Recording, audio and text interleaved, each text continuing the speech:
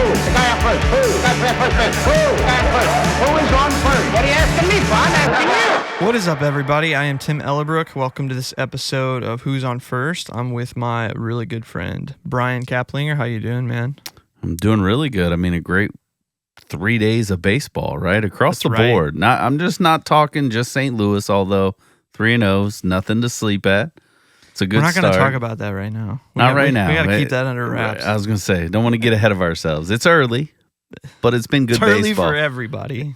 It's been good baseball, though. Yeah, I remember we went to the game, which we'll share later in this episode, but going to the ballpark, it was like baseball is finally back, and it has this feeling that's like everything is okay. Everything is all right now. Before we get into the weeds, I just want to mention our check us out on X, Twitter, YouTube. On Twitter, it's podcast_WOF, and on YouTube, it's at WOFBB Podcast. I'm going to try and work with Twitter and see if I can get it changed because I know it's kind of annoying to trying to find us both. But definitely just comment on stuff and talk to us. Leave us some notes. Leave us, takes, disagreements. We always like to argue. That's what sports is all about, right? We're arguing because our opinion's better than yours or your opinion's better than ours. That's right. Don't be scared to combat us. Come at us. That's right. Let's have some conversation. We'll be friendly at the end. We might get a little heated in the middle. Not at the beginning. But yeah, I thought it would be fun to just break down everything that happened on opening day weekend. Across the board, there was a lot of good games, a lot of bad games. Probably more good games than bad games, I would say, for most teams. The White Sox are looking like they're going to win the World Series this year with how they're playing against the Angels. They came back to life. And, did they? Yeah, I didn't see the game today. They're 1-2 now, so they're back under 500. It was short-lived. It was a close one. For White Sox fans, it was a wonderful opening day. Things are looking up, though, because Minnesota's coming to town. Yeah. Watch them just pop off, though, right when they get to Chicago. Right. Yeah, let's just jump right into it. I think this episode we're just going to talk a lot. We have a special guest at the end with some cool stories. It'd be fun to introduce. But for now, we're just going to go, I think Brian and I are just going to talk ball for a bit and talk about different things we've seen over the league. And then part of the episode, we'll break down Cardinals specific opening day weekend and some things we're seeing off there. But first, we'll kind of hit the league up. Give me one of the first things that you've seen that you're into right now. Well, I mean, the first thing, and I even wrote this down, it's the old school Dick Vermeil comment, just simply LA is who we thought they were. The Dodgers, I mean, Detroit was in the game most of this series for them, and yet they still couldn't find a way. And here we are after all of this, the Dodgers still undefeated. They reeled off two overseas. They're 5-0 because they had the 2 games, right? Yeah. And so, I mean, it's insane at what they're able to do. Even with a poor outing, which, is to be expected from Roki a little bit. Yeah. They were still able to overcome that game. Tigers hit all of their starters, though. Right. It's just, their offense. It's ridiculous. Tommy Edmonds acting like an MVP, which pains. Cardinals fans knew that was going to happen. Always. I think the biggest surprise really for me is Atlanta and the struggles. I mean, maybe not a surprise. They are without some key people, but I thought there'd be a little bit more of a fight. And so on the flip side of that is despite some of the struggles for San Diego, they're showing some stuff. So maybe the West is, going to be a little bit more of a battle than I initially thought it was going to be. I mean, I talked about Arizona, when we did our predictions episode, and I thought, they're going to be good, and they're showing it. I mean, as of today, they reel off an 8 spot in the bottom of the 8 to beat the Cubs. Michael, if you're listening, man, I'm sorry. That's a tough one to swallow. Sorry, but not sorry. Right. So, there some surprises like that. I mean, I think the rest of the way things are going is, again, it's early, but when you look through the divisions, I mean, outside of the Marlins, but again, they played the Pirates. Yeah. Everybody's kind of where I thought they would be in that regard. I mean, I know the one team you're going to want to talk about, and we'll dive into that, is the Yankees. I mean, we all had concerns about their pitching, but their offense said we don't need pitching. We can basically just slug our way to success. There's some interesting things to deep dive in there, I think, a little bit. Right. Speaking of the Yankee thing, sorry, I'm interrupting. No, you're good. Go for it. One thing about that's like baseball wide, it was really cool to hear Joe Buck call a baseball game again, like be the play-by-play. I didn't grow up listening and watching baseball in the 2000s and the 2010s, and I knew I think he was a radio guy in the 90s, right, with his dad. It was when he kind of first started. But I mean, since I started really getting into this game in the 2020s, I've seen tons of video and tons of footage. Right. And obviously I've watched the 2011 World Series copious amounts of times. And to hear him call, I think it was Volpe's home run on game 1, the back at the wall. And it was just like, oh, that's a familiar sound. That's Right. really, really fun. I thought that was really, really cool. Something about that game that kind of stuck out to me, we kind of talked about this in our predictions a lot, how I thought Churio was going to pop off and have like the next level.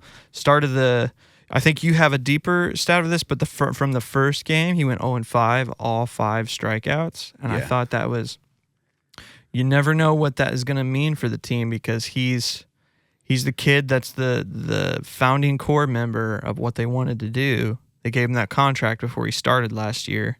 So he's got to take a step forward. Obviously, all of these things are going to be slightly probably overstated because it's the smallest sample possible of everything. But I think you said 10, Yeah, I 10 think or 12 Ks? if I remember correctly, his first 10 at-bats were strikeouts. Now, don't quote me on that. If somebody's out there listening and I mean, feel free to double-check that. Yeah, I'll pull it up. But, right here I real mean, quick. you talk about him, Devers. There's a number of people, that we thought would be some pretty good studs as far as getting out of the gates fast that just aren't doing that. Even for us, you look at someone who is mashing the ball in Wilson Contreras, still struggling. I mean, today he started to hit the ball a little bit better, which was nice to see. Had some good shots, but I mean, there's some struggle to that. So So from what I'm seeing here, there's 15 plate appearances for Churio. He's got 3 hits. It's looking like, I don't know if this is updated from today's game or not. But he's got 7 strikeouts. So that makes his K percentage obviously close to 50%, which again, it's the smallest of sample sizes for everything. But that's something I'm definitely going to pay attention to, because he's got to take a step forward for that team. And Milwaukee and the Central has been the dark horse, I think, for 3 or 4 years. Everybody decides, I just don't know if they have enough to put it together, and they always do. But them losing Willie Adames, which we talked about last week, if he doesn't take a step, right. They need him to. So I was wrong. It was just 0-5 that first day with 5 Ks, because Devers also had a rough start. And I think because of those two, you start adding it up. Like Devers has like an insane amount of strikeouts. I think like 12 of his 15 at bats so far are strikeouts. That is correct, yeah. Well, let's jump over to that. So that's a series I definitely watch intently, because I'm really into the Red Sox this year. Crochet, had an interesting line. I wouldn't say it was horrible, but I also wouldn't say that it was good. He went 5 innings, let's see, let me look here. I'm organizing stacks. Came out with a 3.6 ERA, 2.3 FIP. So it's a single start that you can't base anything off of, but only going 5 innings. He only had, let me pull this up. I'm sorry, guys. He gave up 2 walks, 5 hits, and where's that? 4 strikeouts. I would say it's fine. I think it's one of those things that's fine. I'm going to keep watching him. I'm not going to make a determination on him. I think Texas had a good series overall. Their hitters really came through. Jonah Heim having 2 home runs in the second game off the same starter. The thing I'm curious about with Texas is, I know DeGrom threw today and he did really, really well. I'm kind of jumping all over the place, but DeGrom's line was through 73 pitches. Hit 101, which I question that a little bit because, man, he's always hurt. He needs to stop throwing like a reliever. You know what I'm saying? But I'm really, really curious about Texas's starting rotation and their pitching. Obviously, they came up 2-1 in the series. But I'm going to be asking a lot of questions. But yeah, with Devers as well, I don't know, man. Like you said, 12 Ks. The dude he's just not touching the ball, literally, Right. with his bat at all. Well, and you said it. We were talking before we came on. Didn't really play in spring. Mm-hmm. And you wonder if that really is impacting timing, especially when it comes to this. And we were talking about this, and I find this fascinating. I sent you a little post from X, Twitter, in regards to players that struggle when they're not on the field. And you just wonder if there is an impact. I know, we've all talked on this show before about he is a DH. Like his defensive metrics right now just don't prove the value to have him at third base where he wants to play. Now, I could see a world in which if he's willing, he goes to first. Same. He's still going to be a little bit of a defensive liability at first, and I think, maybe it's a little bit lessened because first base isn't as critical when you're fielding. Now, he's still got to be able to pick. He's still got to be able to get over to the bag, those type of things. And so I wonder if that does scare Boston a little bit in that regard. But you're starting to see some things where, like, sometimes players just need to play and be engaged in a game that helps their batting. You say it all the time. It's a mental game. Mm-hmm. It really, really is. And one simple thing can get you in a slump, and one simple thing can get you out of a slump. And right now, it's like, what is it going to be for Devers? Yeah. And I'd be interested to see if they throw him out in the field for a game, and all of a sudden the bat comes to life. At third base or at first base? Either one. At this point, I would say either one. I mean, I don't know that I would necessarily want to move Bregman off a third. Yeah. Well, I mean, the only thing is Bregman's not going to play 162. Right. So it'd be his off days. But honestly, I'd probably see them putting a Campbell back at third base before they put Devers back out at third base, just because of what would you say, standard? Yeah, but I mean, at the end of the day, you're 1-3 to start the season, which is not ideal. Now, again, you're playing a team that's arguably one of the best It's my in the AL West. ALCS pick. Right. So, I mean, their offense is legit. Mm-hmm. If their pitching is on, they're going to be good. And so, like, the record doesn't necessarily scare me away from Boston, especially not this early. Because these were all close games. I mean, it wasn't like Texas just ran away with all the games. So, I mean, they were in it. Now, if bats come to life, Boston's going to be a very dangerous team, especially if Devers can figure it out. That's why I said, like, going into this next set, they've got Baltimore, and they're going to be at Baltimore. Boston? Yes. And so, for me, I would either put him in at third, give Bregman a day off his feet, even if Bregman is the DH, or do the same thing with Casas. Let him be the DH, put Raffy at first. I'd probably pick that secondary. I think now that the front office and staff of that team have said, we don't want Devers on third base anymore, we want him to DH, I don't think you can put him back there, because I think it will kind of like perpetuate this problem, so to speak, because of that.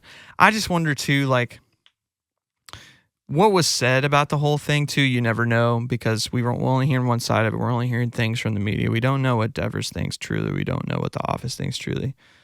Why did he treat spring the way he did? You can just tell it looks as someone that's not ready for the season yet. He's slower, and he's already a slower guy. He's a swing and miss guy. Now, this is saying someone, as Cardinal fans, when, like you said, Wilson Contreras hasn't hit either. But it's something I'm definitely watching. Obviously, their team's hitting without him, but they definitely need him. I mean, he's, just to give you a picture, he's 0 of 16. He does have an RBI. Yeah, because of a bases loaded walk. It was. I Right. remember watching that. Right. I was looking at the pitcher. I forget who it was. I'm like, dude, Just why are throw you a strike. Yeah, why Right. are you throwing balls right now? But you don't ever want to be the guy that gets the other guy out of a slump when he's playing your team. Yeah, you don't want to be that pitcher. So I mean, it's interesting because again, one of the reasons why, and I had Houston high in the West. One of the reasons why I noticed this is he's not doing as bad, obviously, but Alvarez isn't off to like this blazing hot start for Houston. Yeah. And so I was looking at, and this is where I thought you'd be proud of me, is I was looking at, just the breakdown of when he plays left field, because we all know that Houston's experimenting with Altuve out and left right now. Hasn't looked the sharp. I mean, hasn't hurt them, but it hasn't necessarily been a pretty picture in left field for him right now.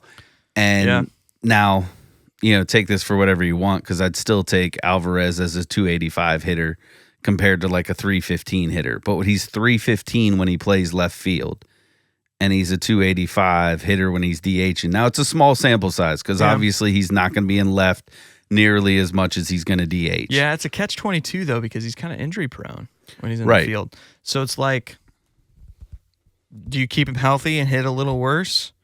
Or you hit a little better, but he's missing a lot of games? Right. And I mean, and that's what it comes down to, right? I mean, you start thinking about these guys, but then when you look at someone, and now I'll go back to like Devers in this, what's the good in keeping him healthy if he's not going to perform? Yeah. I mean, it's a valid scale to pull off of. That's why I think that first base thing is so, the first base position is so valuable for these DH types, because it takes a really special player to just be able to DH. We watched Albert do it for most of 22, but he didn't do great for half the season, right? Until obviously something kicked in. The only person I mean, Shohei Ohtani's a DH, but he's also rehabbing from pitching, so something else is on his mind right now. We don't know when he's throwing, when he's testing bullpens out. And I mean more so in 24 than this year, because we know he's throwing bullpens right now. Right. He got away from it early, too, where he was pitching, playing right field, DHing. They really caught on quick and said, hey, if you're going to pitch, you need to DH the other days. Yeah. So he got adjusted to that. And maybe there is something to this with guys like Alvarez or even Devers, is it's going to take an adjustment period, because you've got to find a way to keep yourself engaged in the game when you're not out there on the defensive side. It is easier to be engaged, when you're playing, because there's always something going on. Yeah. When you're sitting on the bench and you're just DHing, it's hard when it's hard when you're in between, your team's out there playing defense, to stay on top of it, whether that's, looking at film, which I'm sure Devers is doing that. He's probably got the iPad. He's probably walking through things. Yeah. And then also trying to maybe cheer on your teammates out on the field. But I think there's part of him, he said it from the beginning, he wants to be out there playing. And you wonder if that mental aspect of it really is starting to kind of, or at least messing with him to start the season, even in the ways that Boston went about announcing it. Like, it was one of those things where I'm sure they had a conversation with him before they went public with it, but then just basically coming out and saying, hey, look, we're in the winning business, and so what's best for our team, which I don't fault Boston for this. Like, don't read into this. Yeah, I mean, he's a liability. Right. At the corner. But they were just like, he's not a good defender, so he's going to DH. Yeah. And you talk about, that's a hard thing to do, because you're taking a shot from your own organization. Even if it is true, it's still shots fired. Yeah. Yeah, and there's definitely some hurt feelings. You could totally tell the hurt feelings of him. I mean, he's also a little bit of a selfish player too, but at the same time, he's like 28. Right. He's super young still. Right. He's got so much more left of his career. I think by the end of the season, the stat line is going to be fine. I agree. I think it's a blue pit here or something like that, just to get out of his mind that he's not connecting with the ball. I mean, at this point, if I'm Devers, and I know he's probably not going to do this, but I'm going up there, and if nothing else, I'm bunting one, just so I can say I got a bat on the ball. Yeah. Like, I mean, that's just Well, he's gotten a few ground outs because he doesn't have 16 strikeouts. right. But it hasn't looked pretty. No, it's not looked pretty at all. Yeah, it's something I'm definitely paying attention to. I think he just needs a game in Yankee Stadium, and then I think all things will be well. He needs Cole to miraculously be healed and come back. He walks up to the first at bat in Yankee Stadium, looks over in the dugout, he sees Garrett Cole. He's like, okay, Yeah, that's right. everything is all right now. Speaking of Yankees, hitting 15 home runs in 3 games as a team. 9 in one game? What do you mean 9 in one game? 9 in one Oh, game. 9 home runs. Yeah, Yeah. it was ridiculous. Good old Nestor making his return. With I think it was the second game of the series. Yes. Came out with a 36 ERA. Looking good. Only pitched 2 innings. Didn't even hang around. I think one thing out of that, and we'll talk about the bats in a minute, but what do you think about the Goldie leadoff thing? I mean, against the lefty, it makes sense. But he led off today against Savali. I don't know. I mean, the Yankees are just scrambling to find anybody at leadoff. I mean, that's some of it. I mean, obviously, You got a leadoff hit too. I mean, Duke can hit. Let's just be honest. When he's right, he can hit. So it doesn't matter where you put him. I just find it funny because it's just not something you would really think of when you say Paul Goldschmidt's going to be my leadoff hitter. And not because, he's a good base runner. All the metrics say he will be fine in that position, other than the fact he's a high RBI guy. And you don't give him a lot of opportunities at that. But then again, we're talking about a Yankees team right now that it just seems like they don't need anybody in the middle of the lineup with Judge there.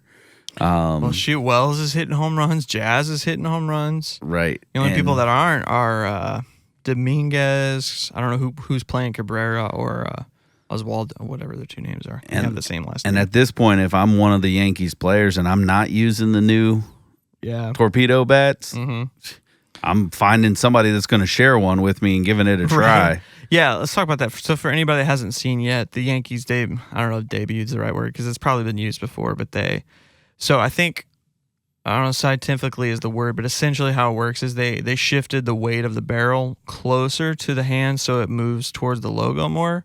So the tip of the bat doesn't have a barrel. It's just moved down.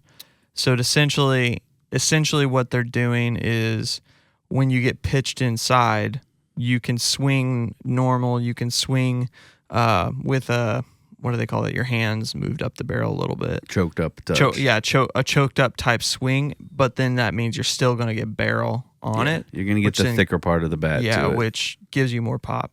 Yeah, and I mean, it started, to give some context to it, they were doing a study, the front office was doing a study on Anthony Volpe, and they found out that the majority of his hits were not barreled up in the true sweet spot of a normal bat. Right.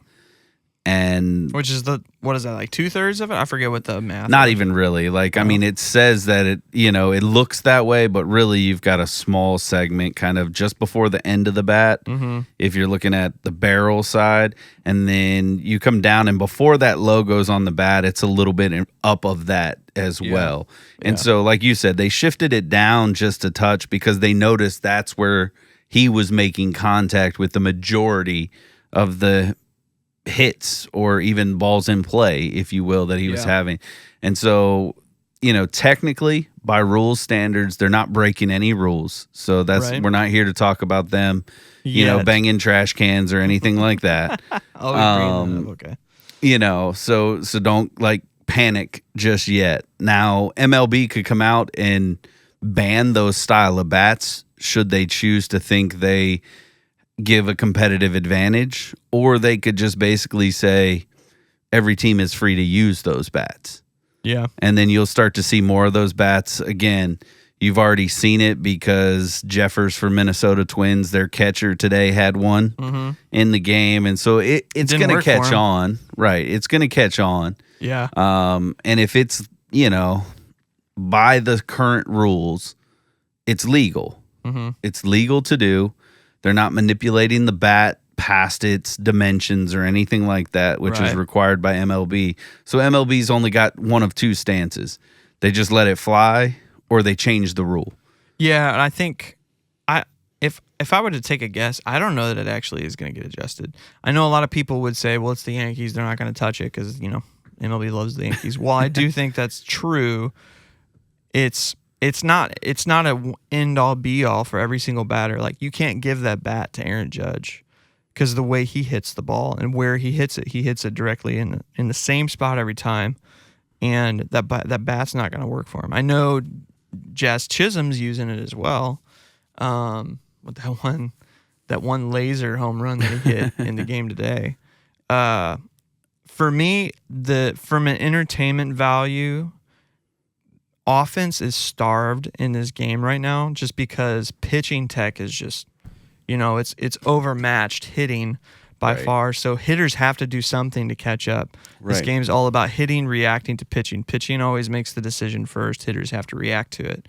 So pitchers are in labs all day, all off season. Like, how do I move my hands? Like the new cut change, I think is what it's called. Whatever. Like moving your hand around the baseball just to try and find a new way to get it to spin. Hitters have to find some way to react because a few years down the road, if hitting doesn't get better, this game's going to die. Nobody wants to see offense not happen. That's what one of the most exciting parts of the game. I mean, it's fun for a purist to see a no-hit game with 15 strikeouts, right? Yeah, but you don't want that happening every day. But that's what I was getting ready to say. It's just not something you want to see for a longevity of a sport. Yeah, absolutely. If it's something that rarely pops up, that's what makes it the feat that it is. If all of a sudden that becomes the routine and we're celebrating, well, hey, the Yankees got 2 hits today. Woo-hoo. Right. There's going to be a lot more problems that MLB has to figure out down the road. I also think with the Yankees in mind, I know we have a few friends that like them a lot, or fans. They have a different level of play in the last few years. This type of roster that they have a different level of play when they play teams in the Midwest, like AL Central and NL Central. Aside from the Cardinals, they have a pretty absurd record against teams. So they have a crazy record against the Brewers. They hit them like crazy. So I think it's a combination of everything. Now, the slug that came from this series is pretty wild. And if it continues, like if they keep that pace, A, that's record breaking. That's historic. Sure. B, it will get investigation calls, but it might not turn to anything, Like it could just be, they're just hitting really well. Yeah, it'll definitely be interesting to see because, you speak of them just coming off the series with Milwaukee, right? Yeah. Guess who comes to town for them next? I think it's, I can't remember. It's Arizona. And guess who's starting? For them? For Arizona. Their newly acquired pitcher. Yeah, Corbin Burns. Yeah, so former Brewer, was with Baltimore last year. Yeah. Obviously, now he's coming back as a Diamondback, and so he's going to be familiar with the Yankees in this park. And so, for me, I think it's one of those things that, I definitely would be interested to see if it's just a Yankee Field thing. Like, does this travel to other parks? Yeah. Right? Because, like you talk about on opening day, Wells's home run would have only been a home run in Yankee Stadium. Which there were a few home runs like that. Volpe's, I think, was the same. Just a few parks. Right. Chisholm. And so it'll be interesting to see kind of how that plays. We all know Yankee Stadium is short porch for both, especially left-handed batters, but even right-handed if you're a pull hitter. Yeah. And so again, that's something to watch. I mean, at the end of the day, it's fun to watch. I mean, totally. You look at just the last 2 games. I mean, they put up 32 runs. 32 runs. I mean, it was a historic mark. There's quite a few historic stats from the particular, like they haven't opened a season 3-0 since 2009. Right.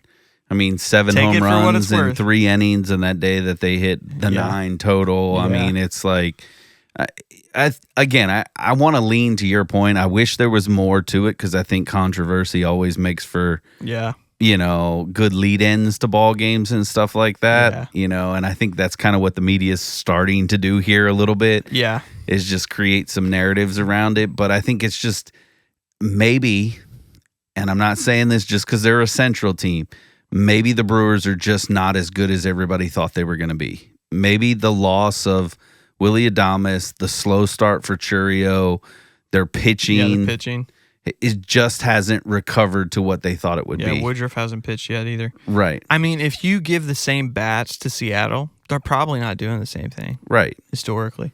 So I want to throw something at you. Corbin Burns, I just looked this up. Corbin Burns has faced the Yankees 3 times. All 3 times.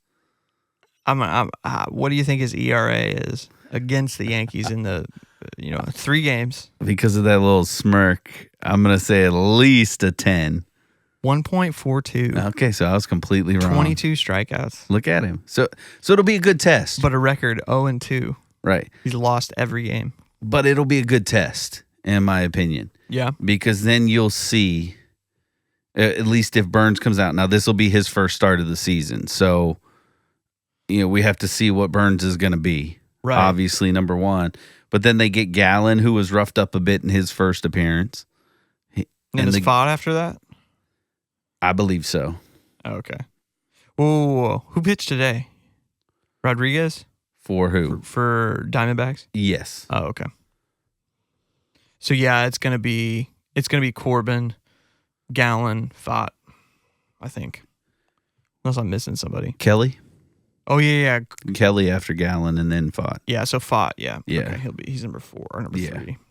So, but yeah, I mean, for me, I think it's an interesting dynamic to watch. And again, the Yankees are a polarizing team, no matter where you put them. And so when they're having this type of success, they're going to be the talk of everybody, loved or hated. Yeah.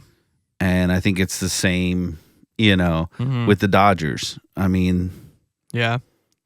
The one thing about them that I got to give them props to, now they did mess up in game 2 quite a bit. Their defense has gotten more solid, and I'm interested to see how long that holds. Does that stay? Is that a new standard? They're running the bases better. I know John Boy's talked about that, how they've had better base running, and that's something that he watches a lot. It's a whole lot easier to play defense, though, when you've got a massive lead. Let me tell you.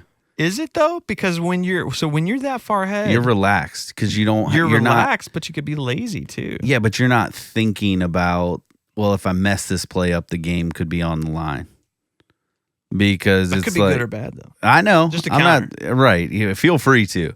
And I mean, but like when I used to play, when we had a big lead, it's almost like you go out and play free because you're not as tense. You're not trying to make something happen per se. Yeah, I believe that because you're already winning by quite a bit. It's not that you want to just like be lazy. Like for me, I'm still going to go out there and chase everything down I can.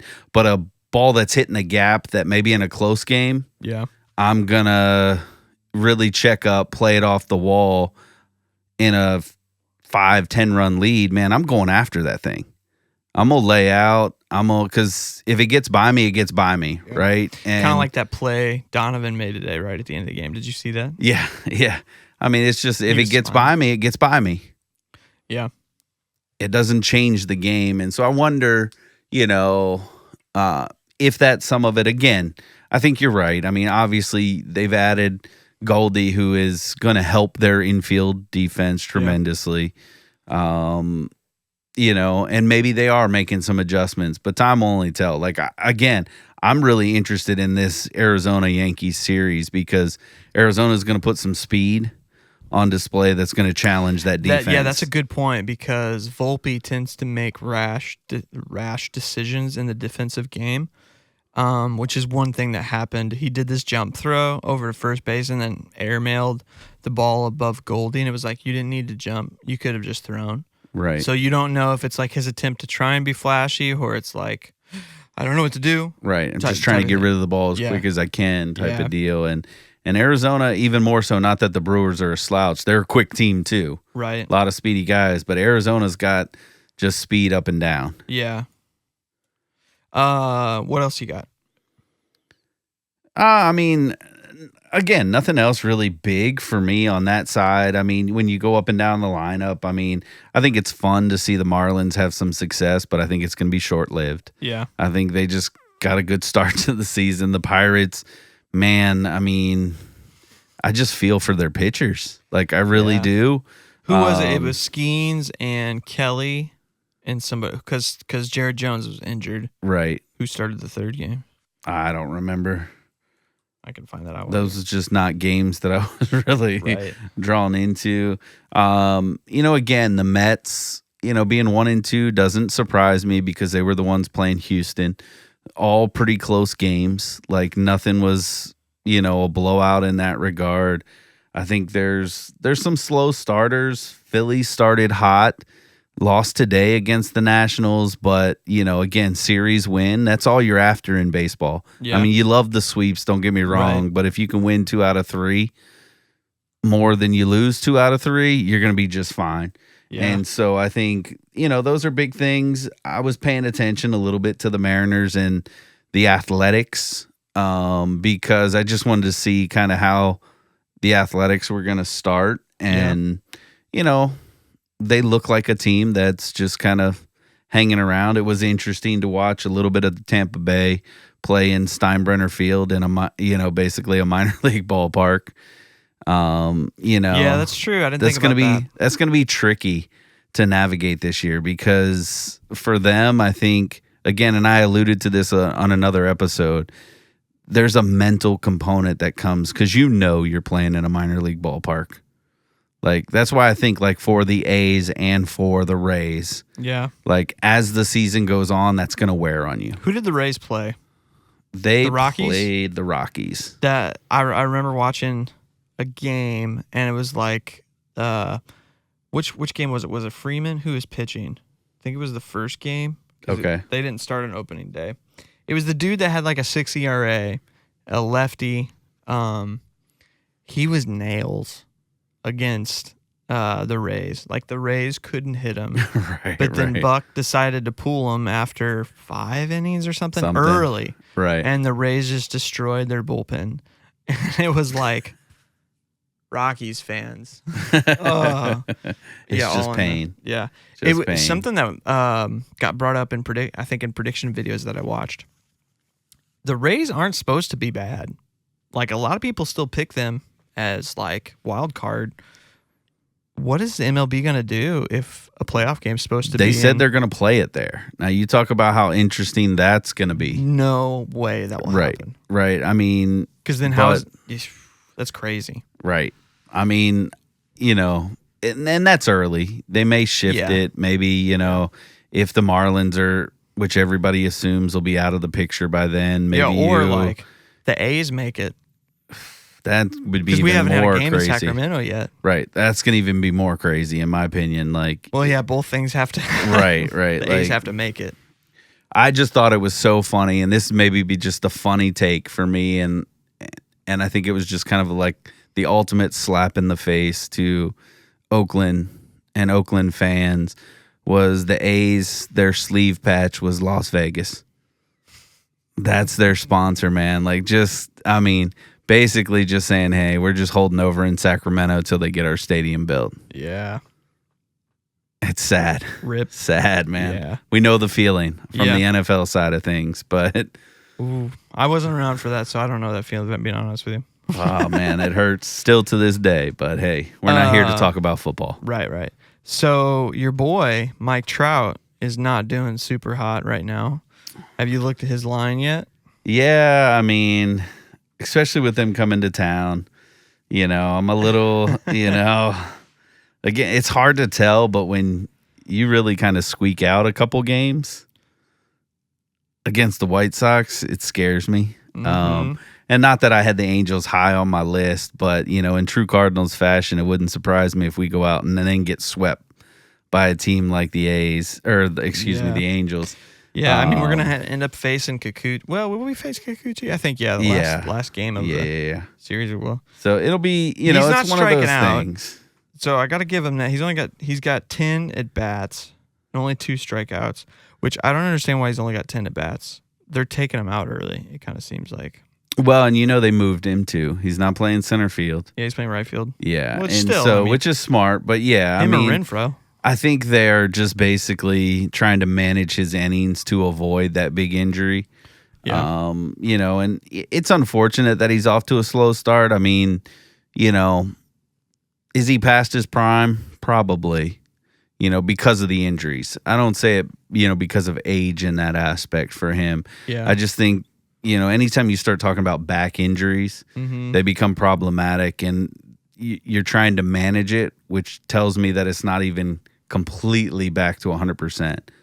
If you're trying to manage that. Back's a funky thing too. Right. Because one little twist, one little turn, you misread a ball and you try and adjust, and all of a sudden. I would imagine too, like every swing that you take, I guess depending on your back pain and depending on the level of pain, there's some sort of little pain with every swing, I would imagine. We've talked about Arenado the last 2 years having back problems, and it's kind of slumped the last 2 years. He's gotten worse every year, and he's off to a hot start this year. Yeah, and that's another thing, and we can talk about that when we talk about the Cardinals, but I think his back is fully healthy, and his swing velocity is up because of that.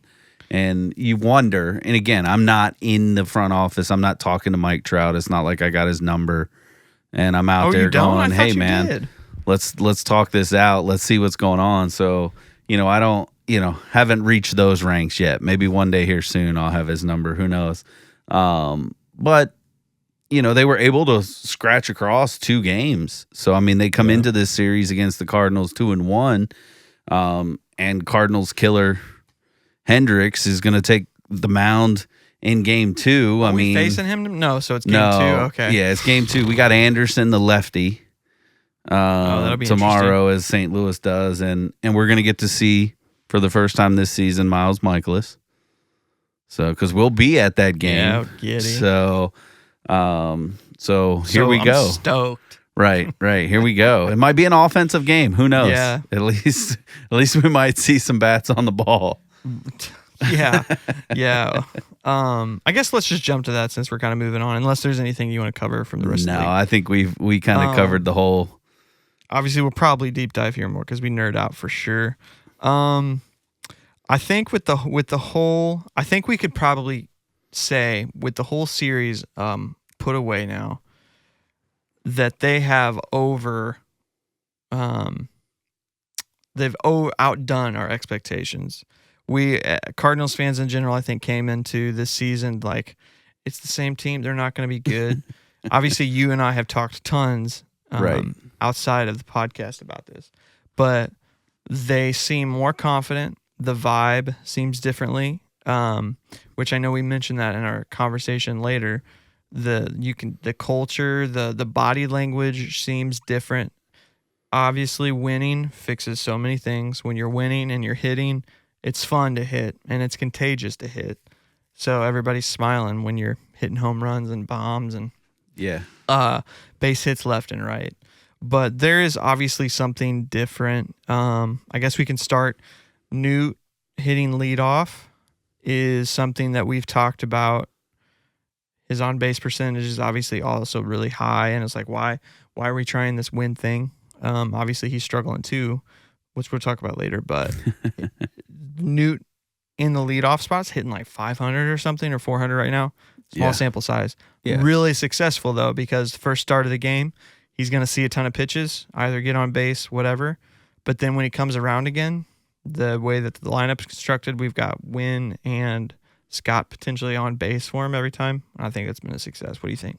I completely agree. I mean, I put down the first 2 things from this weekend really is Newt and Otto shine. Yeah. I think that's big for St. Louis as a whole right there. I mean, you said it best when you said, I don't know why we were trying these other things. Just put Newt in a position where he's going to excel. And it's in multiple ways, right? He is going to make pitchers throw pitches, which helps your team as a whole because you're going to get to see probably more of the arsenal from a pitcher in that first at bat than most people because they know he's not going to chase a lot of bad pitches. I mean, he's a baseball player. He will occasionally, but for the most part, he has a really good eye. Yep. He hits the ball hard when he does. Even when it's an out, he's still hitting it hard. Yeah, I think he's got the second highest exit velo on the team. And so, to me, it just made a lot of sense. And as much as you have to credit the players because they go out there and they play the game, this is where I think some of those minor offseason moves that the Cardinals did, And in the fact of, you talk about like Brant Brown, I know we've been raving about him, but you talk about the fact that they've got a game plan coordinator that's working alongside the coaching staff to really sit down and talk about these things and really plan out this and the information that they're getting to the hitters. Yeah. And setting them up for success. I think it's just, you saw it. Now, again, it's 3 games. Of course, we're going to ride the bandwagon here. We're going to be happy. We're going to be excited. Sweep to start the season. Baseball is fun to watch. Right. It doesn't matter, who you're playing. You just won 3 games. And when I say this, Minnesota's a good team. They're not a slouch in the Central. Now, they're not a juggernaut. They're not the Yankees. They're not some of those teams, but they're a good fundamental baseball team. Yeah. And to be able to go in there and do what you did against pitchers that arguably have been one of the top pitchers in the league, when you talk about Lopez, you talk about Gray, and then today with Ober.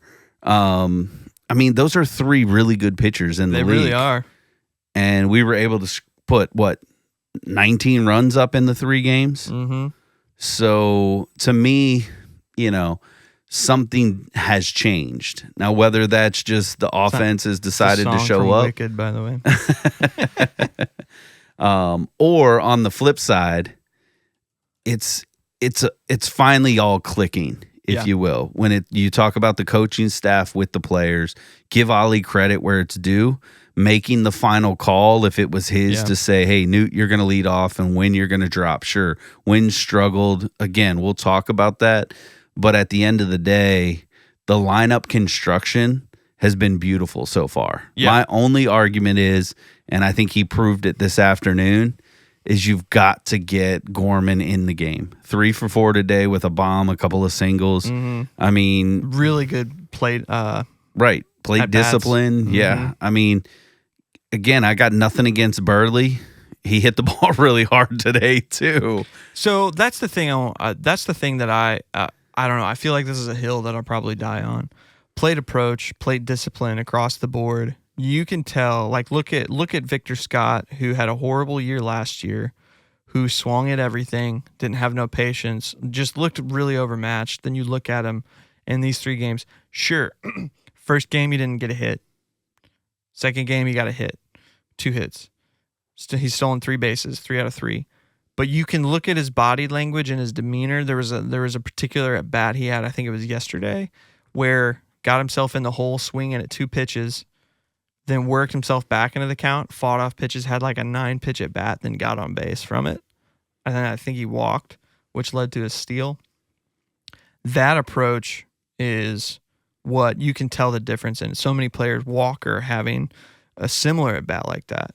But then Burleson on the flip side, swinging at the first pitch every single time almost. And I'm like, dude, what kind of approach is that? Sure, he's going to make contact, and that's why he swings, but it's not good contact. It's still swinging at bad pitches for most of the time. He did have a home run in game 2. I'm not going to take that away from him. But he could be so much better if he could just stop swinging at junk, but he won't. And then Gorman today, seeing what he did, really good discipline in every single at bat. The first, obviously, that home run hit on the first, was it the first pitch? No, that was a line out. That was a good pitch to swing at. It was a fastball down the middle. You got to take your shot. You're not going to get it every time. But that's the one thing. I said this from the beginning. I don't understand why Burleson's in there over Gorman. I know everybody hates seeing strikeouts. Obviously, it's part of the game now. But I would rather see, and actually, I'll throw this question to you. What would you rather see happen with runners in the scoring position? Someone strike out or someone putting a ball in play that can't do anything? You mean like a double play? Well, so here's the thing. So say there's a runner in scoring position, second or third. Right. Gorman going up there, taking an at bat, gets a strikeout.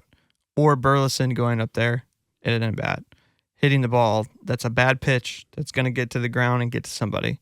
Could it result in a double play? Could it result in an out? Which one would you rather have? I mean, to me, it's a different case scenario, right? Because if the runner's on second, Yeah. it's a little bit harder to swallow because you want a big. But if the runner's on third, I mean, I'm a proponent of just put the ball in play because 9 times out of 10, that runner's going to go on contact. And especially with Burley, who's a left-handed at bat, as long as he's trying to pull the ball, your chances of scoring are pretty good in that play over the strikeout. So and I think that's what the stat. Like if you're asking me why Burley is ahead of Gorman right now, at least it seems in the pecking order for the player or the DH role. I think that's why. I think it's honestly just a ball in play dynamic because the way the Cardinals are setting up this year, that's what they want. They want more. They're not going to worry about slug to the degree of they need one player to hit 30 home runs. If it happens, they'll take it. Like don't get me wrong. But the only one they have is Contreras. Maybe, yeah. Right. Without Gorman. Right. And I'm not arguing that. That's why I said, like, even at the beginning of this, I think there is a dynamic where I would like to see Gorman play. One of it is I think he has made adjustments. I think he's got a better approach. Will he strike out more than Burley? Yeah, he probably will. But I think with the help of Brant Brown, I think he's more aware and more conscious of when players are in scoring position, and he's cutting down on that big power swing in key moments. Well, not that you don't want him to, like early in the count, swing away. Like it's like that one at bat that ended up being a liner. Right. That's a good pitch to hit. It's a fastball down the middle. Swing away. Like shoot your shot. Right. Take a chance early in the at bat, but once it gets to 2 strikes and you've got a runner in scoring position, look to go the other way. And here's the thing that in spring that impressed me about Gorman that I think if I was on this coaching staff would have given him the leg up over Burley is he showcased the ability to go the other way with power. We know it's there. And now obviously everybody wants to pull the ball. That's where your strongest power is going to be.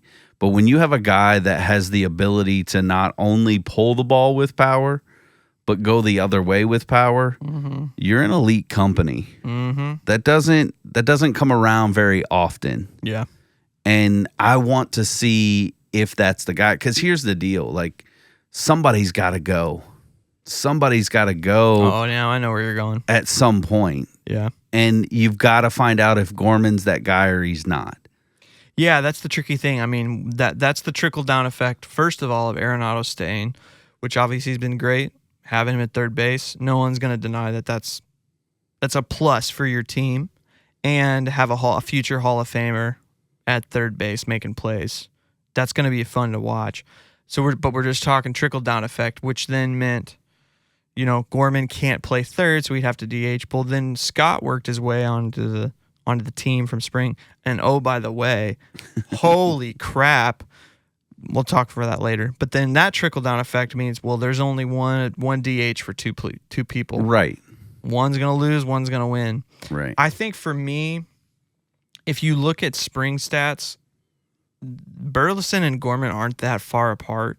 The difference is their profile, and I think that's probably the case. As much as that's a hill that I'm going to die on, that it's not a good choice, basically because Burleson just can't stop swinging at bad stuff. And everybody else's at-bats are more patient, but the dude's not patient.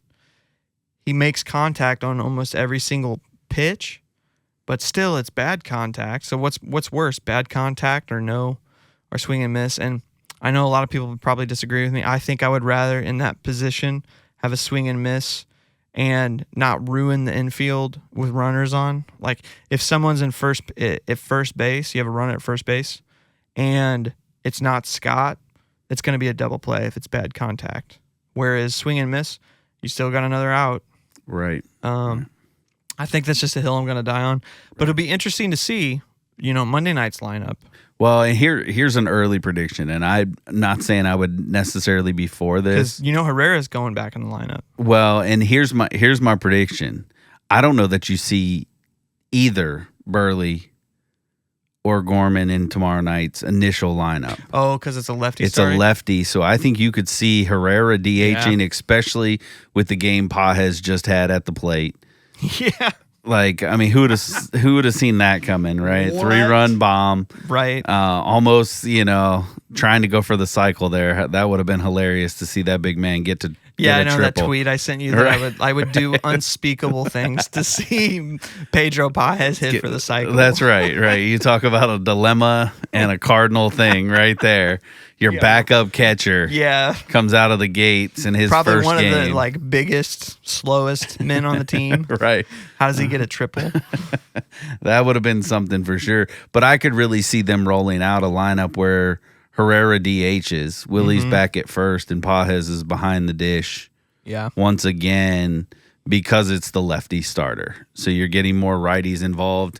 And then the moment that shifts, the only downside to that, maybe why it won't happen, and maybe Pages will go back to a bench role, would just be if you move Pages out for a lefty, Herrera's got to go back in, or do you make the shift and you pull Herrera as the DH? You see what I'm saying? Yeah. Let's say we get to I the think you're probably lefty right. early, and then they bring in a righty reliever. You're going to want to go to the bench for those lefty bats. Yeah, so it's probably okay. So here's a good, fun little exercise. So say it starts that way. So Contreras is at first base, Herrera's DHing, Pedro Pages is catching. So when the first opportunity comes, and the first righty reliever comes into play, I don't know the Angels bullpen. They're probably not great, but they might be great. I don't know. But say a righty reliever comes in with the type of pitches that they throw, the type of pitcher that he is. We want to replace Pages. Who is the first We'll see. lefty and hitter? I don't know that you can. Because then Herrera can go to catch, right? Well, I don't know you can do that with the DH. That's what'll be interesting because I think Oh. once you move the DH to a position player, you lose the DH. So your pitcher has to go in and hit. That And would so be that's why I'm interesting. saying. So then you would have to, one of two things. When the pitcher spot comes up again, yeah. you have to then pull the pitcher and You put know it. who we're forgetting about, though? What's that? Baker. Which I could see, again, I could see him at DH and Herrera back behind the dish, and then Pages is saved for a defensive replacement. That's probably what's going to happen. How did we forget about Baker? Because we haven't seen him at all. Yeah, I know. I mean, and now, granted, the Twins only have one lefty Yeah.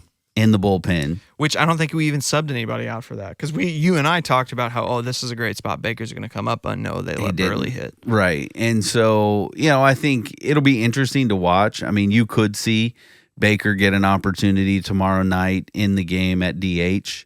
I don't think they're going to put him at first base. No, because Contreras DH today for sure. Yeah. So I think Willie's going to go back to first base. Yeah. But again, I mean, just looking up and down, right? Like, so just put this into perspective. One game played, Gorman's already third on our team in hits. There are 3 tied with 4. Nato has 5, and he has 3. Mm-hmm. Burley in 2 games. Well, 3 games. Let me take that because he still played today. So 3 games because Walker sat today. So in 3 games, Burley's only got 2 hits. So I mean, I don't know what else to say. right. I mean, and again, we're talking small sample size here, and I could go on for hours upon hours with this stuff, and I don't want to bore people to death, but Nobody's listening to the podcast that would be bored by this. but by this stuff. right. But it's just, to me, I think it's good problems. I think Marmal said it the best. These are good problems to have because you've got everybody is performing with the exception of 2 players right now. Which we'll talk about, I imagine. Right. In a minute. And so for me, it's that would be my only complaint as someone that's watching is I just want to see Gorman more. Mm-hmm. I mean, Marl made the statement. I don't want to quote it because I feel like it's wrong, but it's the big leagues. You got to produce or you got to go. And it's an interesting dynamic because we talked about this season was runway, right? Well, they're not giving runway to the one player that they talked about. Right. But, I mean, they gave Ollie the decision, like, hey, here's the 2 players. You got to figure it out. And he's like, well, I'm giving this guy runway first. But, I mean, if Gorman goes up and produces, he didn't have a single strikeout today. For a player that's supposed to be one of the worst strikeout players in the game. Right. He didn't. Right. 3 hits, 1 line out. Right. And, for the stat nerds that are out there, technically, yes, Gorman is 5th on the team in hits because there are 3 people in front of him. He played 1 game. So, but yeah, my point still being that it was a very productive day at the plate. Yeah. For Gorman, in my opinion, and again, as simple as it may be, my opinion, he looks better at the plate than Burley does now. The one thing that I want to point out, this is like super nerd, but he doesn't have a leg kick anymore. And something I noticed, Victor Scott added a leg kick last year from, I'm forgetting the coach down in the minors that introduced that. It added more power to his game. But I don't know if it was something that Brant Brown suggested, but they took the leg kick away for I guess it's, what do you call it, a spin? It's like the rotation. Yeah, a rotation. So his leg is still in that position, but he rotates it right. instead of might be a small little step. But Gorman not did the much. same thing. So Right. Gorman doesn't lift his leg anymore. He rotates it, and I wonder if that's like, oh, that's where all the contact's going to come from. Again, he played 1 game and he's got an average of 750. And a slug of 1750, Right. or 1500 or whatever, and you're like, those are wild. But I mean, it's a game. Right. By the way, Pedro Pajes is leading all MLB with a slug of 1750 right now. But a couple small things I want to point out that I want to talk about. Another player is Cardinals. After 3 games, everybody's only had 3 games. Maybe a couple teams had 4. Yeah. Well, with the exception of the Dodgers and the Cubs. Correct. So with that's a good indicator. The Cardinals are 2nd in average in the league at 306, and 2nd in OBP with 389, and 4th in slug with 520. Again, 3 games, the smallest of sample sizes, but every team has the same amount of sample sizes, minus the Cubs and the Dodgers, obviously. But I don't know that I feel like that's a healthy, like, oh, that's there. So update after today. Did you say we were 3rd? 2nd in average and OBP. We're 3rd now in average because Arizona jumped us after tonight's game. Okay, so this page hasn't updated for me. So that's all. Arizona had a big game against the Cubs. I can't say that enough. I feel bad for saying it. Partly, not. Rip. They're right. And you look up and down right now the offensive leaderboard, and it's the Yankees. By far. Yeah. I mean, of course, right? But yeah, I mean, you said it best. I mean, you look at some of the key indicators. No one's going to surpass that for days. Right. Again, the Cardinals 3rd in OBP, average. Slug their 4th. Because again, Arizona had a big 8th inning, so that propelled a lot of their stats today. And again, that's why we keep saying it's early too. Because you have 1 big game, and you jump all these stat lines. Yeah, I mean, that's absolutely. just kind of what it is.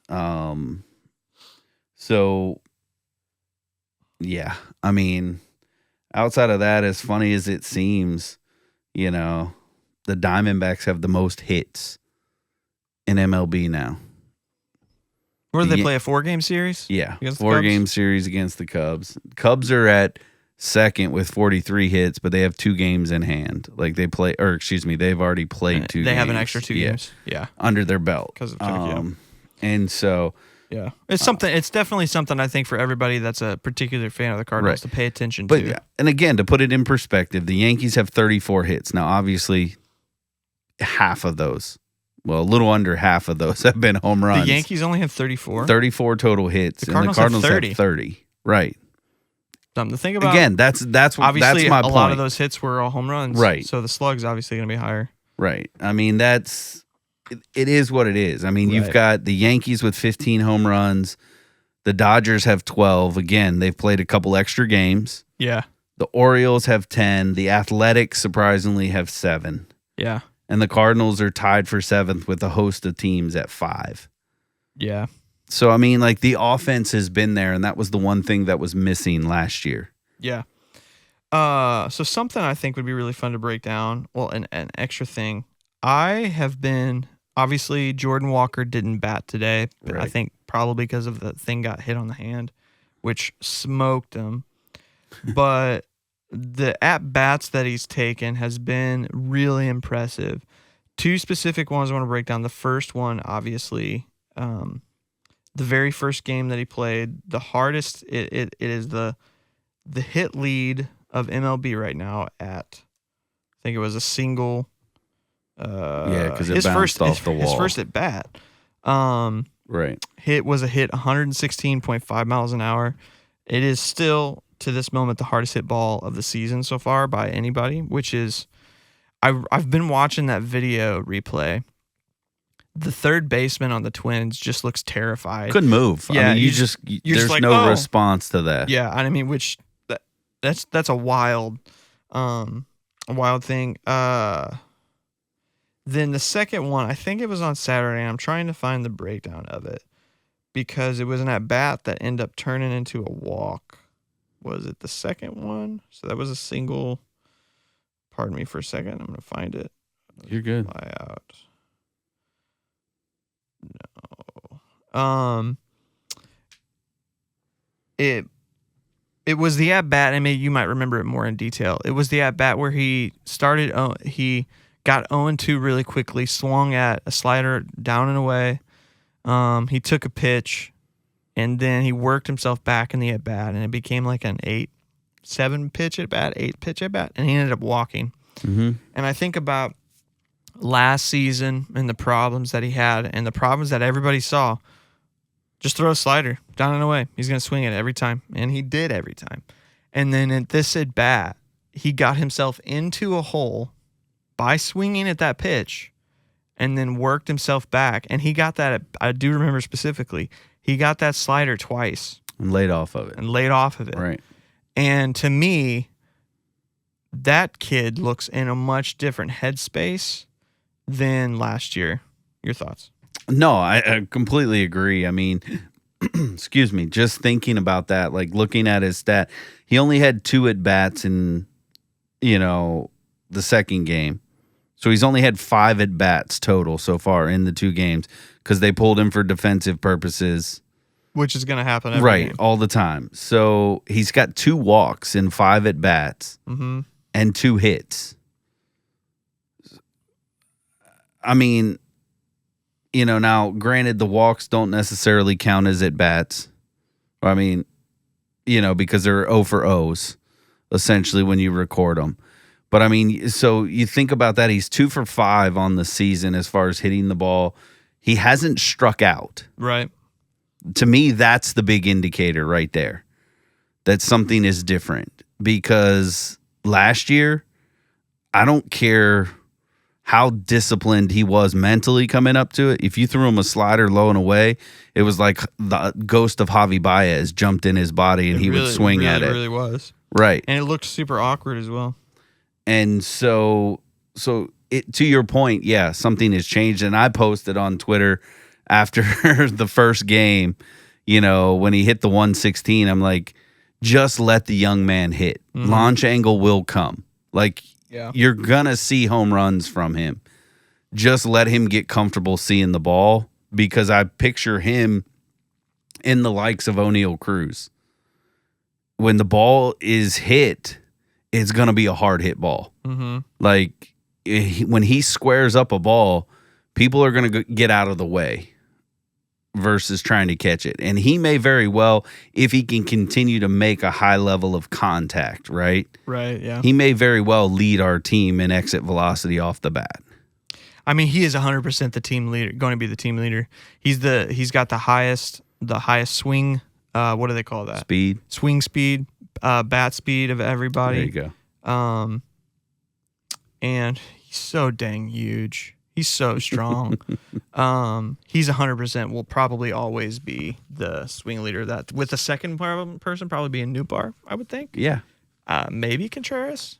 I think you're going to see some off of Contreras' bat. I just don't think you'll see it consistently enough to creep him into the top averages. I think you're exactly right. I look at Walker, and again, this hinges on him making solid contact, right? Right. That's why Nootbaar hits it as hard as he does as well, because he somehow figures out how to square the ball up all the time. Yeah. And that's, so if Walker can figure that out, yeah, I think you're absolutely right. He's going to lead the team with ease. Then it's going to be Nootbaar. I think you're right. I think it may surprise you a little bit. I think if Gorman gets his at-bats and he's not swinging and missing as much, you're going to start to see some of those 110s off of his bat the more he settles in. Yeah. So it'll be interesting to watch how that unfolds. But again, I mean, early 3 games, really 2 games for this young man. I'm excited. I mean, it's a 22-year-old kid. We tend to forget that because it seems like he's been up for 3 years already. Yeah, I think there's just been a lot of pressure and weight. He because he's young, probably carried it, and yeah, I think that is what it is. He's in the 100th percentile of exit velocity right now, just because he's the one that's leading. Something kind of small and against a small sample size, but the whiff percentage has gone down. It was 31.6%. It's 22% right now. Obviously, it's 2 games for him. So he does whiff, but there, like you said, there's no strikeout yet with it. And right. And don't get me wrong, he's gonna strike out. Like, I don't want to pretend like he's just all of a sudden going to be Tony Gwynn and he's going to be the hardest guy to strike out ever. He's still going to swing and miss. But I think the simple fact that he's learned how to, like, I think it was the game 2. Mm-hmm. He just fought one off and pushed it to right field and pushed it between first and second for that second hit. Yeah. And it's like, I remember that one. Those are at bats that, like, it just changes a season. He was down in the count. His goal was to get on base. Yeah, it wasn't to go starting down, right, work himself back. Right. And so for me, that takes a lot of patience as a hitter, especially a lot of the Twins. The relievers are all throwing 97, 98. The starters are 91 to 94, but so yeah. So for me, I mean, good signs. And again, early. Can't stress it enough. But all signs are pointing up for this Cardinals team, and maybe what Donovan said in his preseason interview, people better watch out. They're better than people are giving them credit for, may come true. Yeah. So real quick, a couple things. Willie and Wynn. Any thoughts? Any worries? Any concerns right now? Willie, no. Mm-hmm. And the reason why I can say that is watching today's game. Yeah. He hit the ball hard, just kind of not lucky. He hit 2 on the button right at Harrison Bader. So showing signs that he'll be fine. I think Wynn, on the other hand, I think concerns me because he's another one that's swinging and missing a lot right now. He's chasing a lot too. Yeah. Swinging a lot of bad stuff. I'm not sure why. I don't know if he feels like, I know he talked about trying to add a little bit of pop to his bat this year, early on. I would imagine when you're at this point, you're like, I just need something. Kind of like we were talking about with Devers. Like, I just need to hit the ball, and I just need to get on base. I need something right now. Whatever I can do to get something, and obviously pressing like that. But I think, again, a lot of credit to the coaching staff. Moving him to the 9 hole, I think was beautiful. Yep. Because it gives him an opportunity to adjust, and even though he is struggling right now, less pressure. There's not pressure. He's walking. Took 2 walks today. Right. I think it was one walk today, 1 walk on Saturday. Yeah, I think it was 2. Yeah. So for me, it's just take some time, see the ball. I like his approach the other day. He tried to lay down a bunt. So I was like, start there. He's got enough speed that he can drop one down and maybe find first base, and maybe that'll be what it needs to be to kind of get him going. But he did the same thing, not swinging and missing as much, but he kind of did the same thing to start last year. He just didn't come out of the gate. I think last year he just got lucky a whole lot more, so it'll be interesting. I did call for him to have a sophomore slump, but obviously. So let me ask you this. I don't remember the stats, but if he has an Ozzie Smith-like batting profile, 240-ish hitter, okay, but he's an elite defender. Do you think he can still be the face that everybody wants him to be? Sure. I mean, because Ozzy is. I mean, look at the ovation he got on opening day. And he's going to stay small and fast. Right. I mean, to me, he doesn't have to be this electric offensive player. I think, if he's an average offensive player and plays gold glove defense, he's going to be absolutely fine. Yes. He's going to be a Cardinal for his career unless he chooses that he wants more money somewhere else, right? Like, it's going to be his opportunity to really take it and run with it from this point. Again, and this is a homerish take. We keep saying it, but it's just true. I think the best outcome for the Cardinals is you've got 4 really good players that become league average or better players. You're hoping 2 of those 4 become superstars, and 2 of those 4 are just league average. And to me, if Wynn can be league average in hitting and elite defense, and then let's say Gorman and Walker both hit at elite levels, you'll be fine. Or if Victor Scott develops this power punch that we've seen. Now you know where I'm going. Right?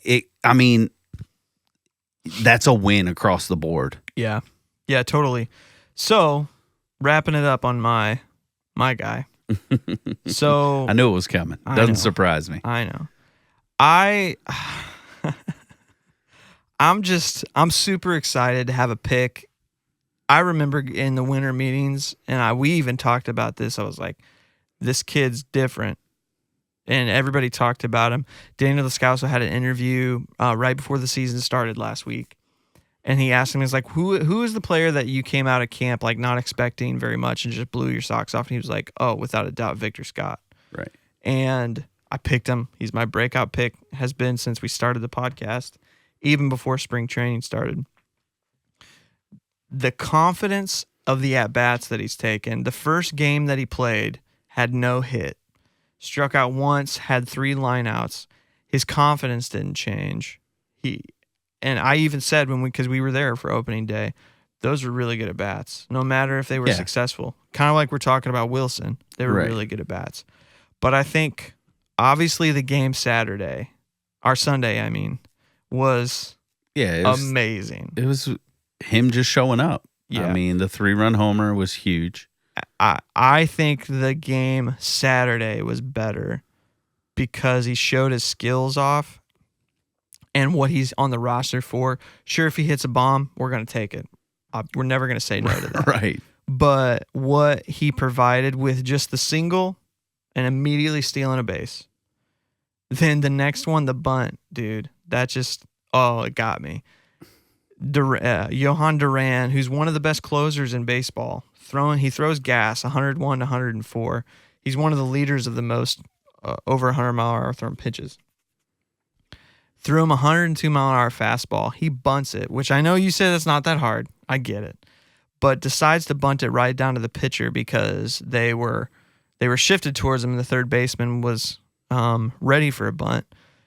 Beats the throw out and then steals a bag right away. And I was like, it gets me. I'm a homer. It's fine. I get it. I'm going to take it.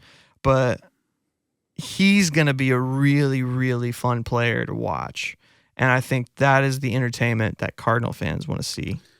Yeah, I agree 100%. I think, and then the catch in the first game. 100%.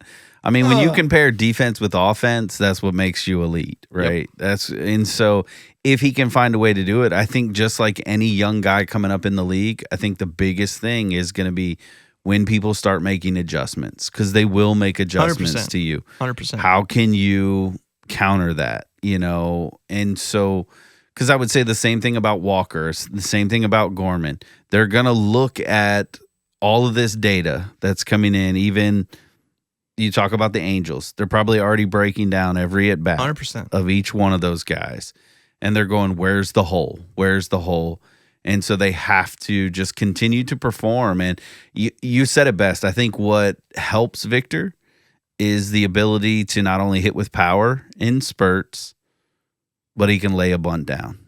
And again, gets you out of a slump. Speed doesn't slump. Right. Speed changes things. Mm-hmm. And for as much as I hated, and you've said this too, Siani being on the roster, it's different in late games when you can have someone like Newton left, Siani in center, and Victor moves over to right. Not a lot of balls are going to drop in.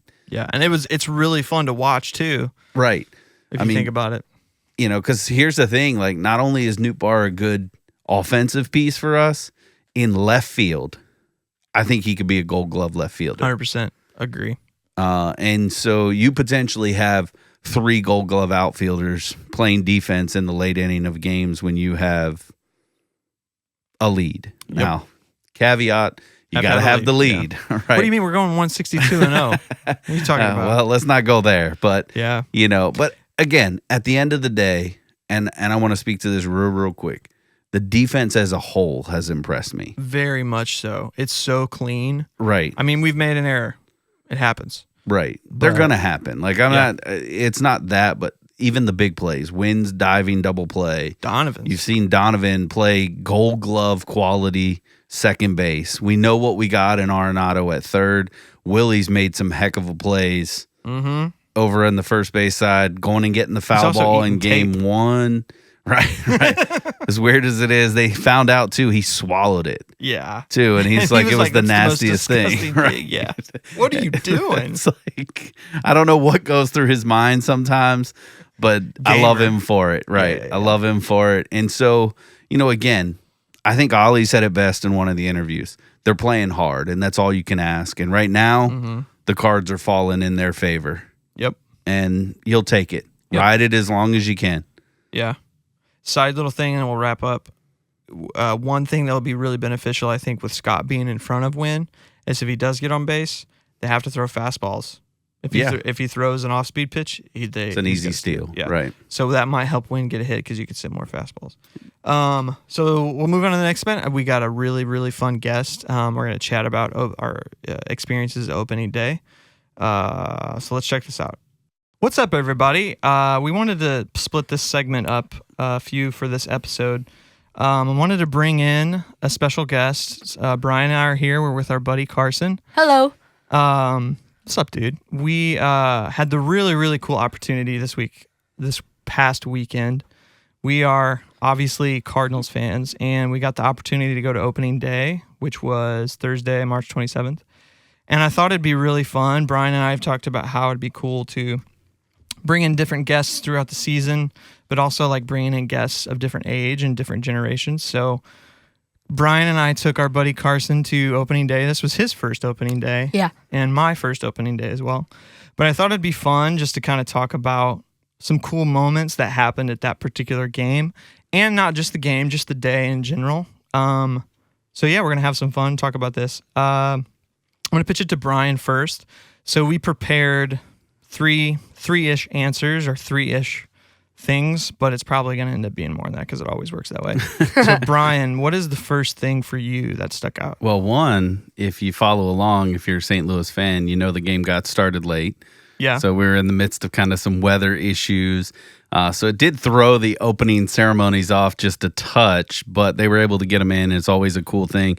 But I think in the midst of that, for me, kind of that first moment that stood out to me was just the ovation, the cheers that Nato got when he came off the truck. And then you go, obviously, if you go watch the game, you know what happens in the game. And then even past that, his comments afterwards, like how much that meant to him, kind of showing him he still kind of has that place here, even though a lot of kind of chaos went on in the offseason.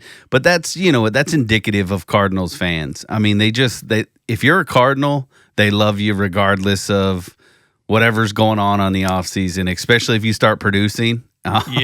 You are going to be the hometown hero and not have to pay for a meal. I was thinking, unless you're Mo or the Wiz. Which, we were talking beforehand, right? Like, if you're Mo, you just got to own it at this point. Once he retires, moves on, I told you this. I think he'll get his due. Yeah. He did bring championships to the city, and so he'll get his due in that. It's just the last few years have been a rough ride, and so he's got to take ownership of that, and you just embrace those boos as they come in. Yeah. He's like Crocky for the Cardinals. But yeah, for those in St. Louis that know, we're still bitter about that. Yeah, to cap off what you said, the for me in St. Louis, it was the weather leading up to it was like it's going to be sunny and 65, almost 70. And it was like, this is going to be a beautiful day for baseball.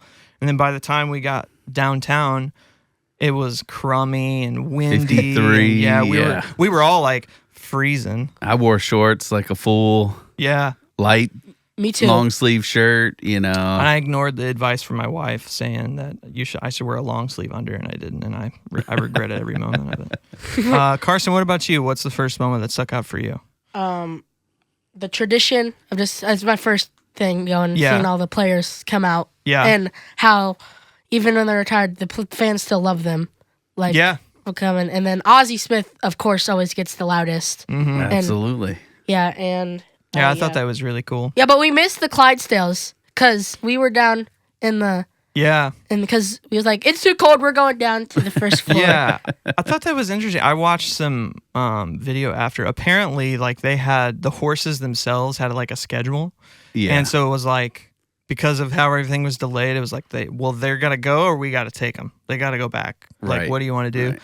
And so they usually have that Clydesdale spin around, but I guess because of the weather they just had to go, and so they just went and nobody knew until you heard the music and everybody was rushing to the edge. Right. And if any Cardinals brass is listening, a simple announcement from the PA, and maybe they did it and we just didn't hear it. I'll give them some prop, but just to say, hey, a 2-minute warning, we're going to have the Clydesdales run would have been awesome. Because that is, to your point, Carson, that is one of the special things about St. Louis is opening day and seeing the Clydesdales. And like you said, the players, the Red Jackets, the Hall of Famers, and then the current roster come out in the vehicles. Mm-hmm. I mean, it's exciting. It's fun. It doesn't matter what the weather is, man. Yeah. It's just fun to behold. Yeah.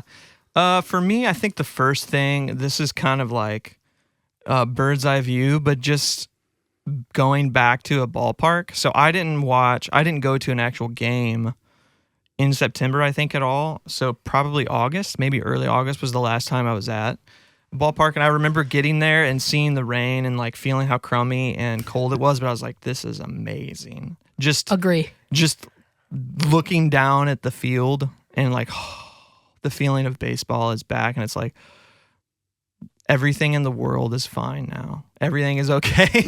Simple fact. And then I was kind of impressed. Secondary to that, we had seats in what you would probably call the nosebleeds, I think. But the way the park was designed, it didn't feel like we were far away at all. I felt like I remember when we were on the main deck where the food is, we had to go up one more set of stairs to get to the actual seats. And I felt like I was still really close to the field. Yeah. And I thought that was really cool just because, man, sometimes we were down the left field line and sometimes you're like, oh, man, that feels so far. It could feel so far away and you're so far from the strike zone and home plate. So you could kind of feel removed. But, man, the way they designed it, I was just like, this feels so cool. And seeing it felt really cool. So I thought that was awesome. Brian, you got a second one? Yeah, I mean, for me, and this one's a little bit odd, but this is again Cardinals tradition. But I love the ovation that they gave Bader. Yeah. I mean, even though he's on the opposing team for the Twins, I've been privileged enough to be at a number of games when returning players are coming back, when they're on other teams, whether it was, Carp when he was with other teams, Bader coming back, obviously the big one, Pujols when he was playing for the Angels coming back to St. Louis. Those are just, some interesting moments, but just to kind of see the love and the appreciation again, we call it baseball heaven for a reason. Mm-hmm. And I think it's because the fan base, they really do understand baseball. And despite, again, what front offices have to do, because again, you can't keep everybody as much as you want to. Sometimes the best thing you can do for somebody is move on. Mm-hmm. And Bader isn't what I would call like this Hall of Famer or even probably going to get looked at as a red jacket for the Cardinals, but the respect and the way he played the game was truly a Cardinals player. Yeah. And the fans just appreciate that. And so I just thought it was cool. I hope Bader, if he's listening, is taking it in. He's enjoying it, because he's a quality dude. He always has loved St. Louis, he's appreciated the fact that they took a chance on him, gave him the opportunity, and I wish him all the success. Yeah. But, in moments like that, it's just fun, and I think it throws other teams off a bit, just a little bit, because they're like, why are you giving our team a standing ovation when we're supposed to be the enemy here? Yeah, that's kind of a cool sign, though, like when teams are like, we've never experienced opening day here. We've heard this is like a really cool thing. There was an interview that he did, and he talked about how like every time he comes back, it's super nostalgic for him.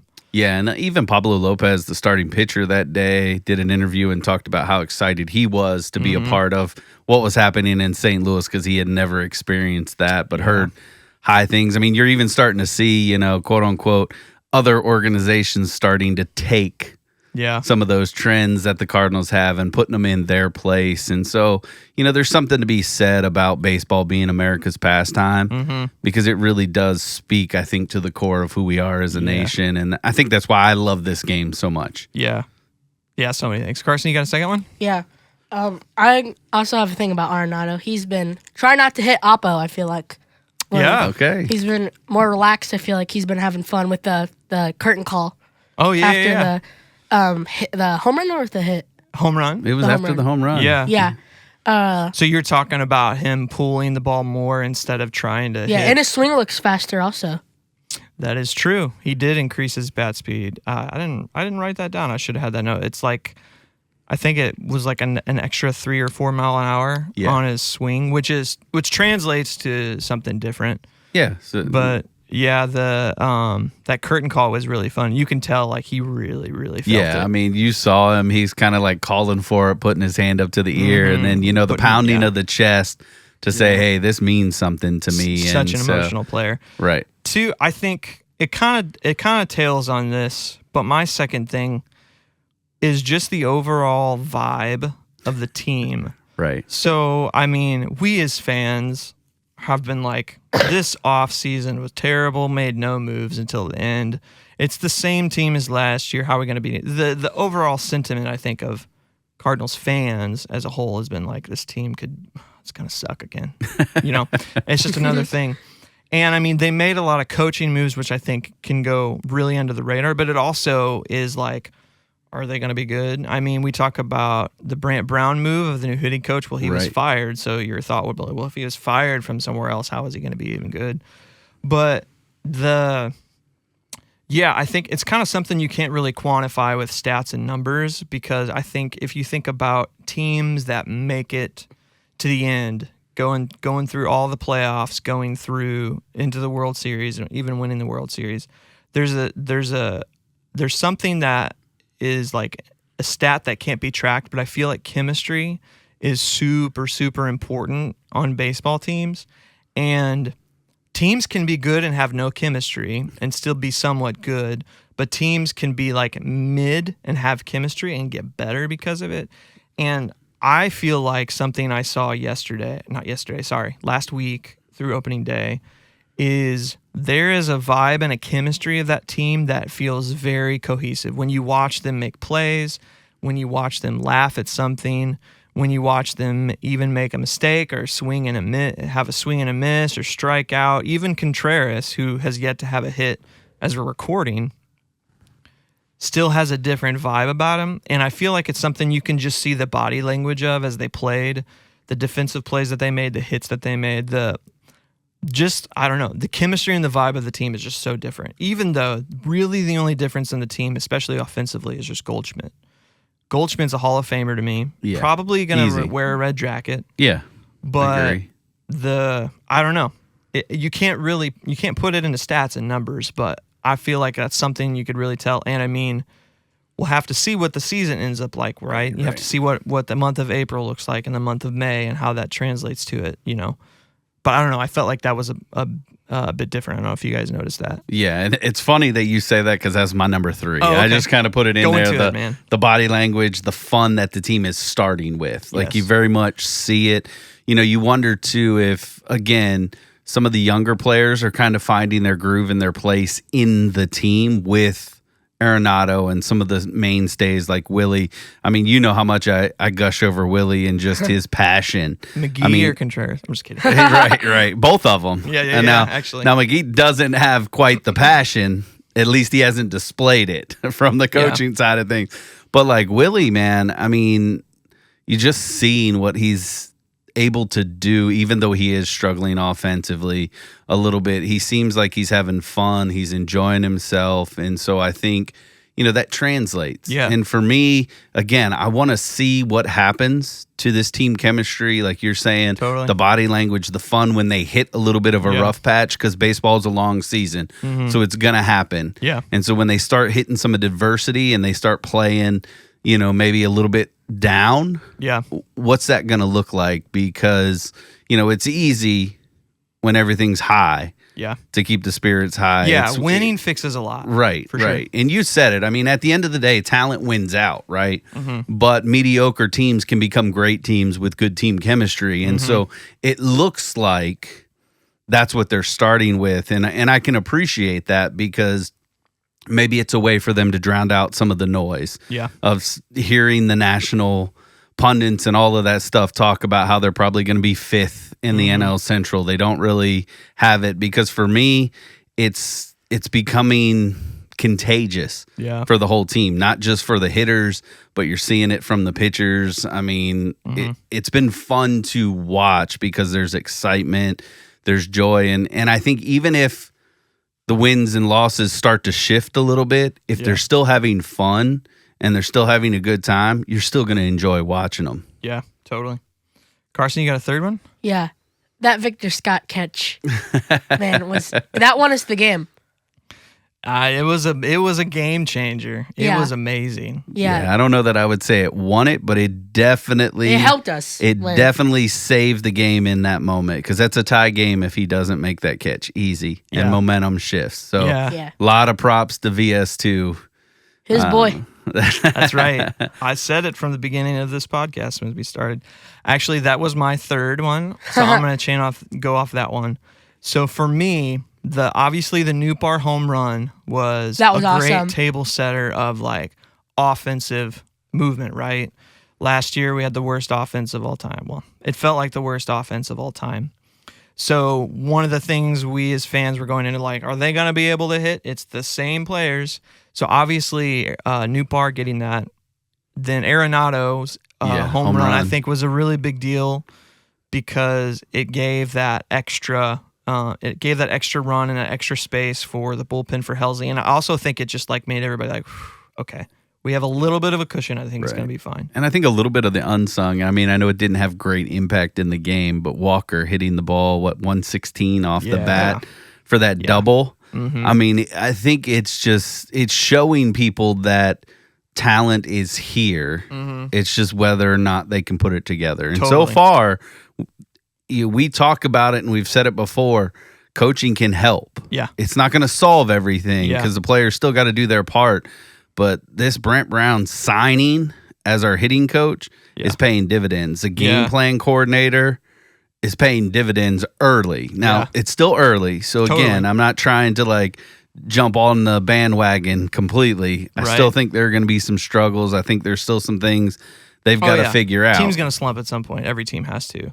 I think, though, exactly like Carson said, I think if you could track win and momentum in a graph, much like you do, much like they do win probability, I think that catch probably had the biggest momentum change of the game, in my opinion, even more than the home run from Arenado, which is a big deal.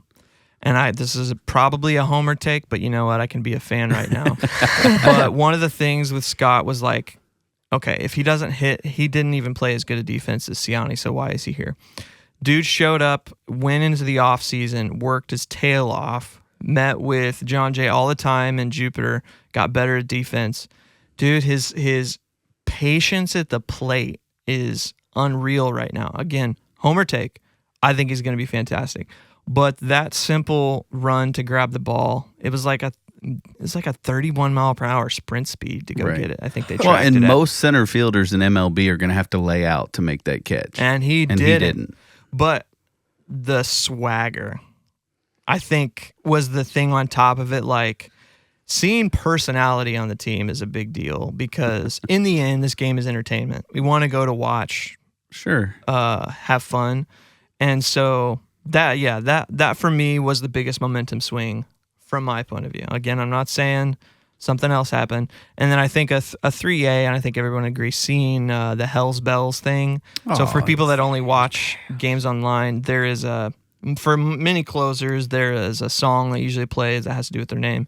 And for Helsley on the Cardinals team, it's Hells Bells by AC/DC, and the whole stadium goes black, and they just put red all over. That's and awesome. Seeing it live and just the vibe of it is like, oh, we're ahead. This dude's coming to close the game, and then he had 3 strikeouts. 101. 102 almost 102, man. Right. And for him to hit that in right March is kind of crazy. It's big. And so, Carson, before we get you out of here, give me your prediction for the Cardinals for the rest of the season. Yeah. The record? Yeah, record. Yeah. What are you thinking? How many wins? I won't put you on the spot for losses. We'll only talk positive here. How many wins you got? 85 or 86. 85 or 86. That's not bad. That's a close to a contender. I was gonna say they'll be fighting for the NL Central. I think we'll get in the playoffs. You think so? Yeah. All right. Did you think that before the game? No. Yeah. But the vibe changed all of it. The vibe, it changed. I love it. I love it. Well, thanks, guys, for listening. Carson, thanks for hanging out with us. Welcome. Thanks for going to the game with us, dude. You're we welcome. had such a great time. We'll have to do it some more this summer. Yeah. All right, definitely. thanks, guys. All right, thanks for listening to this episode of Who's on First. Check us out on Twitter X, and YouTube. YouTube's at WOFBB Podcast. Write some comments in there. Let us know your takes. Let us know what you think, what's going on in the league, stuff with Cardinals, and anything that you want to hear us talk about next week. Thanks for listening. We'll see you guys next time.